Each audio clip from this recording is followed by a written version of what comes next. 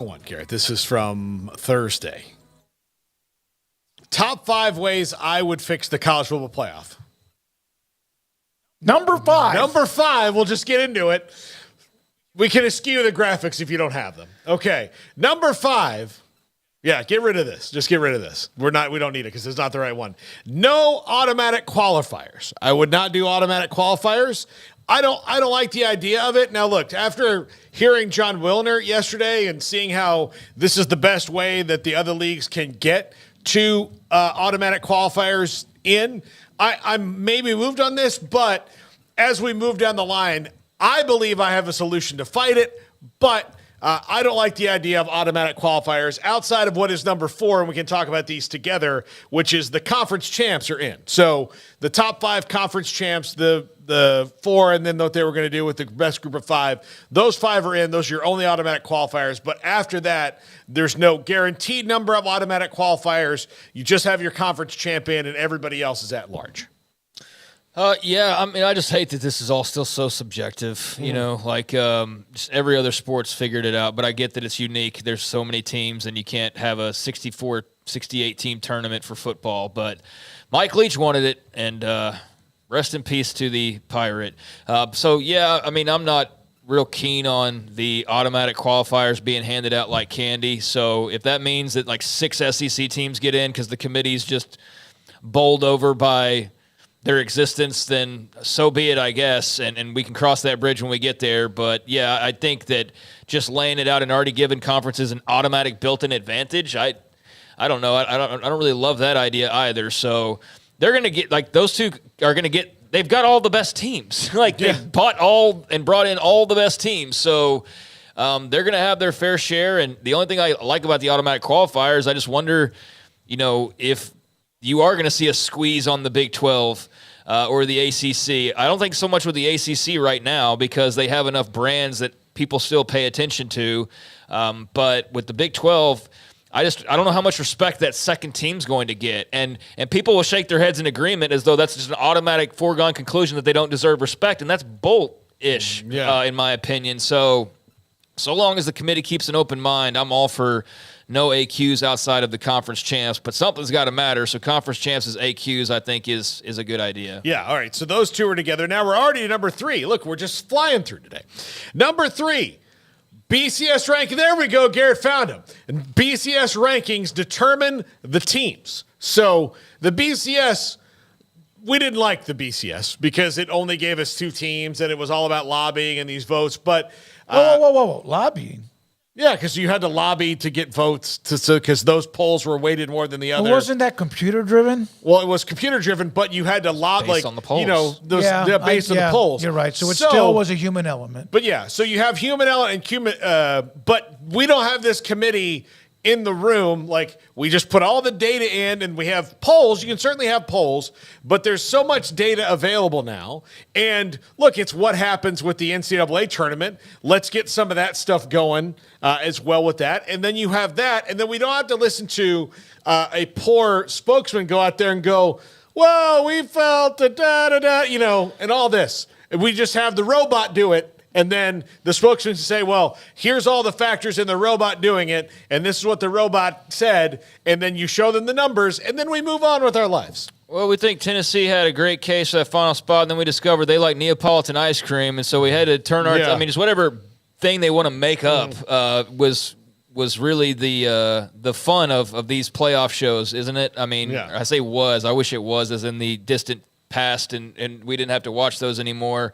Not that we have to watch them, but you know what I mean. So I mean, I'm not against all subjectivity, but I do feel like there should be some computer rankings involved, and I think they look at various numbers. The problem is, again, just their explanations. Like, they're so wishy-washy on what matters and what week. Because they think everyone they're talking to is dumb and gullible. I somewhat agree with that. I also don't think that they're so stupid. I just don't think they care. Yeah. I don't think they think we're all stupid. I think they all see Twitter after they have a bad set of rankings come out and they see the backlash, but they don't care because there's nothing we're going to do about it. Yeah. I mean, unless we all unite and stop watching, but that's not happening.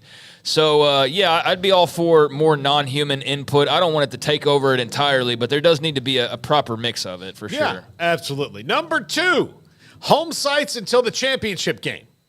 I want more home games in college football. I understand the bowl, like this is a thing that is maybe the most impossible thing in all this, quite honestly, because you'd have to completely dismantle the bowl system as we know it.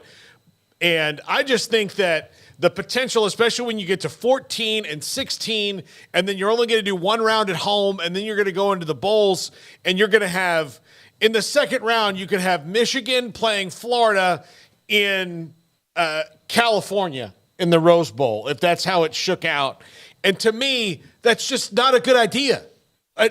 You should have Michigan playing Florida in Gainesville or in Ann Arbor. You should have Ohio State playing USC. Well, I guess it'd be a conference game, but in one of those stadiums.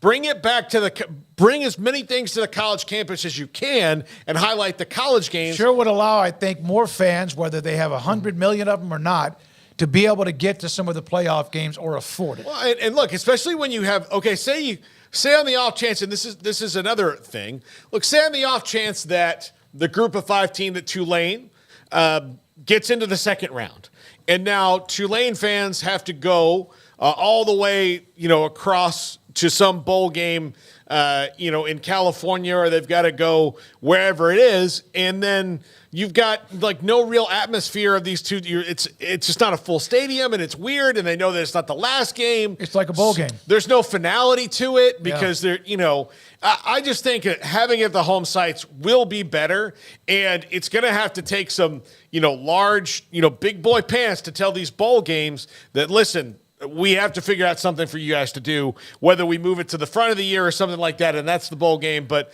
I think it's just better. It's not going to happen. I realize that. Like, I understand this is like saying, no chance in hell. I wish there was a real 4th season of House of Cards. Not going to happen, but this is what I would do, and I think it would be better. Yeah, no chance at all. But I get you're prefacing that. I mean, if you're the Rose Bowl, you're suddenly going to have like what the 5th best team in the Big Ten versus like the 6th best team in the pack, or what would it even be now? Whatever the tie-in is, you're not going to do that. You're not going to sacrifice that for getting like number 1 versus number 4 in the semifinal. I don't have a problem with. I mean, if they didn't have any home site games, then I would have an issue with it. But I think with 12 and if they go to 16, which I would, I'd want to know more details on that. But I like the mix of it. I don't mind the semifinals getting into the New Year's 6 games because those are going to be the better games. Those are going to be the biggest games, the most watched games, and it does add a little bit more oomph to it in that you are at a neutral site. But, yeah, I totally get the home sites all the way through, but it's also just not realistic that that's going to happen. I know. Yeah. I get it. Especially when they go to 16, at least they need to give me 2 rounds of home sites before you start doing I mean, I'd be fine with that. But you're going to have to sprinkle in the bowls somewhere. Yeah. And so, that's not going to change. Yeah. And number 1, have a bleeping commish of all of college football that can be over this thing. Not the commish of the College Football Playoff Committee, and I hope the new one is better than Bill Hancock. But just have a bleeping commish. Just give us a commish. Well, I think you got to know what you're talking about. Yeah. And what are you talking about? This is a commissioner who's going to be talking about the issues of the SEC and the Big Ten, or is he talking about all the power conferences, or is he worrying about the American as much as he's worried about the Southland, as much as he's worried about the Sun Belt, as much as he's worried about the Big Ten? Is he doing D2, D3? Like, I mean, there's got to be some parameters in it. An FBS commish. Okay. Like that has the best, like if everybody's going to be on this, like whatever the level is, like I think we need to figure out what FBS is going to be here. So whatever the FBS is, whatever the highest level is, however many teams wind up in that needs to have a commissioner. Yeah, and that needs to have someone who can, get through these, cut through some of this stuff. Will he be good enough to do that? Did he have the balls to do it? Would he have the oomph to do it? Would he do what's best for college football, or would he just be another name throwing out whatever he's been told to throw out? Yeah, and I think that's why you would the need tricky thing. somebody that has a tremendous reputation, a Nick Saban. Why would he want to do that, even though he said he wants to help college football? Mac Brown, someone like that, that's been through it, that you could trust is telling you exactly what is going on rather than what he's being told to do, because that's what we get right now. That's what we get right now. All right, Paul, thank you very much. Garrett, thank you. Also, Emery Winter, Jack McKenzie, Levi